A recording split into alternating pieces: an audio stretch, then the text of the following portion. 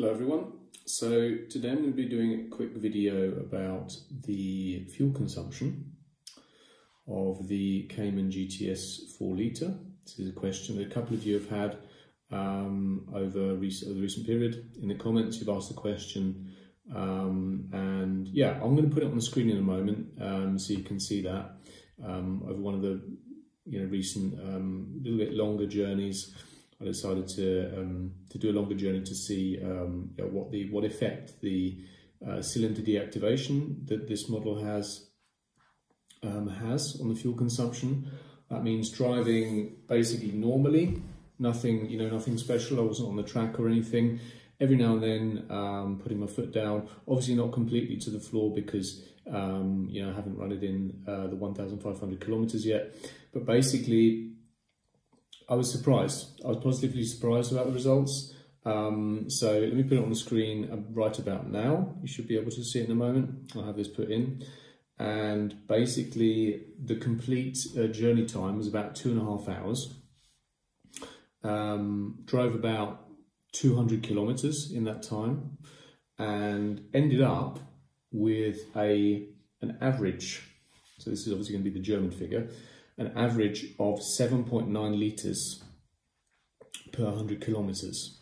So this is fuel type Super Plus. So it's basically the 90, they call it 98 octane, it's not the 95 one. It's still the E5 standard, but they call it, but it's the 98. So Super 98 is this type of petrol used.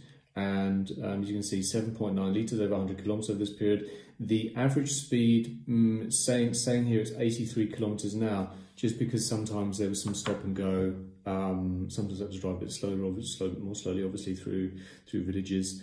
But it's a mix of motorway driving, countryside.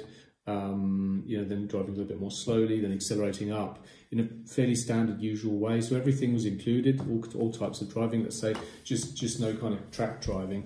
So anyway, so I'm pretty sure, as I said, that the cylinder deactivation played a role here.